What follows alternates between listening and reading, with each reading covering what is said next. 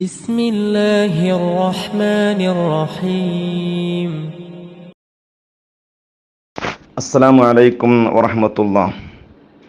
بسم الله والحمد لله والصلاة والسلام على أشرف رسول الله وآله وصحبه الفائزين برضا الله. സ്നേഹിതരെ,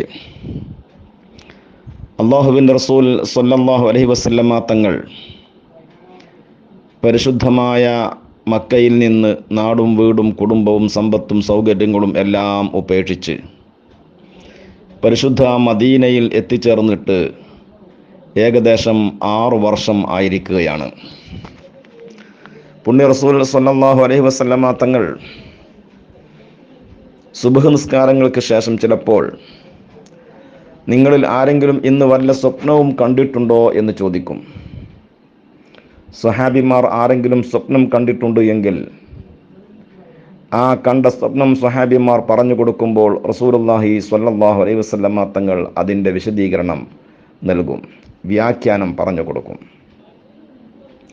ചില ദിവസങ്ങളിൽ റസൂലുള്ളാഹി സ്വല്ലല്ലാഹു അലൈഹി വസല്ലമ തങ്ങൾ താൻ ഇന്ന് ഇന്ന സ്വപ്നം കണ്ടിട്ടുണ്ട് എന്ന് പറയും. അതിൻ്റെ വിശദീകരണവും വ്യാഖ്യാനവും നബി തങ്ങൾ പറഞ്ഞു കൊടുക്കും. അന്നൊരു ദിവസം റസൂലുള്ളാഹി സ്വല്ലല്ലാഹു അലൈഹി വസല്ലമ തങ്ങൾ സ്വഹാബത്തിലേക്ക് തിരിഞ്ഞു നിന്നിട്ട് പറഞ്ഞു, സ്വഹാബത്തെ, ഞാൻ ഇന്നലെ രാത്രി ഒരു സ്വപ്നം കണ്ടിട്ടുണ്ട്. നമ്മളെല്ലാവരും കൂടി പരിശുദ്ധമായ കഅബ തവാഫ് ചെയ്യുന്നതും തലമുണ്ടനം ചെയ്യുന്നതുമാണ് കാണുന്നത് എന്ന്.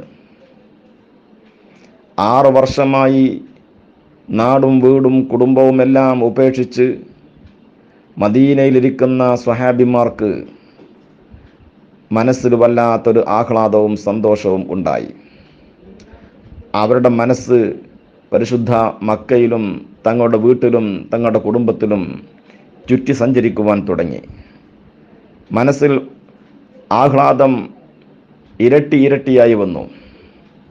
എങ്ങനെയെങ്കിലും ഒന്ന് പരിശുദ്ധ നാട്ടിലെത്തിക്കിട്ടിയാൽ മതി, വീടൊന്ന് കണ്ടാൽ മതി, കുടുംബത്തെ ഒന്ന് ആശ്വസിപ്പിക്കുവാൻ പറ്റിയാൽ മതി എന്നുള്ള ഒരു വല്ലാത്ത ആവേശം മനസ്സിൽ ഇരച്ചു കയറുവാൻ തുടങ്ങി. എന്നാൽ നബിയെ, നമുക്ക് പോകാം. സ്വഹാബിമാർ റസൂലുള്ളാഹി സ്വല്ലല്ലാഹു അലൈഹി വസല്ലമ തങ്ങളോട് ആഗ്രഹം പ്രകടിപ്പിച്ചു. ആവട്ടെ, ഇൻഷാ അല്ലാഹ് നമുക്ക് പോകാം. റസൂലുള്ളാഹി സ്വല്ലല്ലാഹു അലൈഹി വസല്ലമ തങ്ങളും പറഞ്ഞു. നബി സല്ലല്ലാഹു അലൈഹി വസല്ലമ തങ്ങൾ ആ വിഷയം സ്വഹാബത്തിനിടയിൽ പ്രഖ്യാപിച്ചു. സ്വഹാബിമാർ ഓരോരുത്തരായി തയ്യാറായി. ഏകദേശം 1600ഓളം സ്വഹാബിമാർ മക്കയിലേക്ക് പോവുകയാണ്. നബിയും അവർ ഹുദൈബിയയിൽ എത്തി.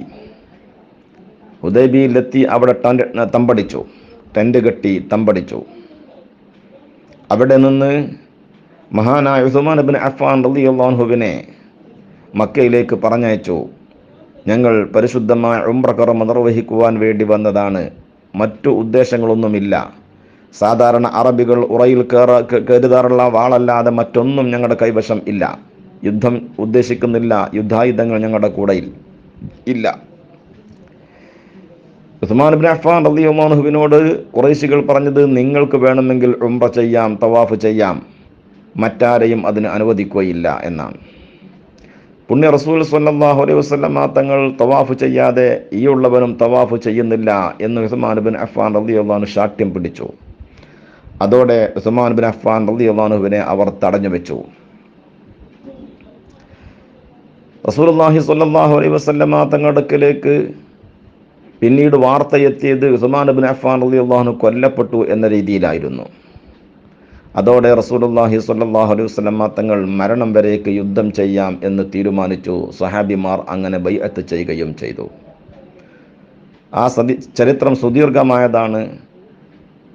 ഖുറൈശികളിൽ നിന്നുള്ള പലരും വന്ന് റസൂലുള്ളാഹി സ്വല്ലല്ലാഹു അലൈഹി വസല്ലമ തങ്ങളോട് പല രീതിയിലുള്ള സംസാരങ്ങളും ചർച്ചകളും നടത്തി. ചർച്ചകൾക്കൊടുവിൽ ഹുദൈബിയ സന്ധി രൂപപ്പെട്ടു. ആ സന്ധിയിൽ റസൂലുള്ളാഹി സ്വല്ലല്ലാഹു അലൈഹി വസല്ലമ തങ്ങൾ ഒപ്പുവെക്കുകയും ചെയ്തു. ആ സന്ധിയുടെ വിശദാംശങ്ങളിൽ ചിലത് ഈ വർഷം മക്കയിൽ പ്രവേശിക്കരുത്, തിരിച്ചു പോകണം, അടുത്ത വർഷം വന്ന് ഉംറ നിർവഹിക്കാം. 10 വർഷത്തിനിടയിൽ നമുക്കിടയിൽ യുദ്ധമുണ്ടാകുവാൻ പാടില്ല, ശത്രുക്കളെ സഹായിക്കുവാൻ പാടില്ല തുടങ്ങിയിട്ടുള്ള ചില തീരുമാനങ്ങളായിരുന്നു അതിലുണ്ടായിരുന്നത്. സ്വഹാബത്തിന് അത് ഉൾക്കൊള്ളാൻ കഴിയുന്നതിനപ്പുറമായിരുന്നു. പക്ഷേ റസൂലുള്ളാഹി സ്വല്ലല്ലാഹു അലൈഹി വസല്ലമ തങ്ങൾ ഒപ്പുവെച്ച് കഴിഞ്ഞാൽ എന്ത് ചെയ്യും? ഉമർ ഖത്താബ് റളിയല്ലാഹുവിനെ പോലെയുള്ള ആളുകൾ ഈ വിഷയത്തിൽ രോഷം പ്രകടിപ്പിക്കുന്നുണ്ട്.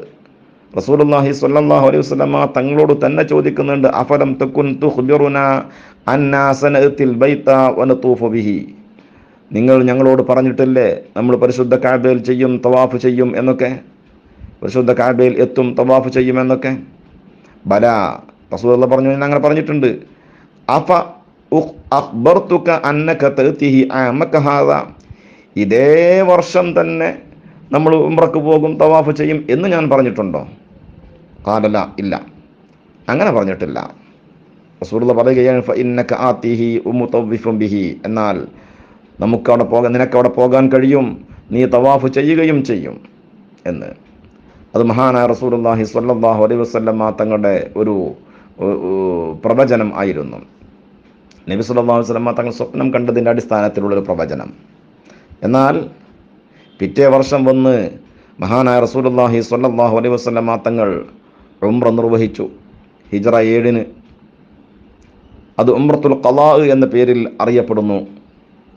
ആ സംഭവത്തെ പരിശുദ്ധമായ ഖുർആൻ ശരീഫ് നമുക്ക് പരിചയപ്പെടുത്തുന്നത്, ലഖദ് സദഖല്ലാഹു റസൂലഹു റുഅ്യാ ബിൽ ഹഖ് ലതദ്ഖുലുന്നൽ മസ്ജിദൽ ഹറാമ ഇൻഷാ അല്ലാഹു ആമിനീന മുഹല്ലിഖീന റഊസകും വമുഖസ്സിരീൻ ലാ തഖാഫൂൻ ഫഅലിമ മാ ലം തഅലമു ഫജഅല മിൻ ദൂനി ദാലിക ഫത്ഹൻ ഖരീബ.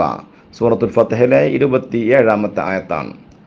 നിശ്ചയം അല്ലാഹു സുബ്ഹാനഹു വ തആല അല്ലാഹുവിൻ റസൂൽ സ്വല്ലല്ലാഹു അലൈഹി വസല്ലമ തങ്ങൾ കണ്ട സ്വപ്നം യാഥാർത്ഥ്യമായി പുലർത്തിയിരിക്കുന്നു.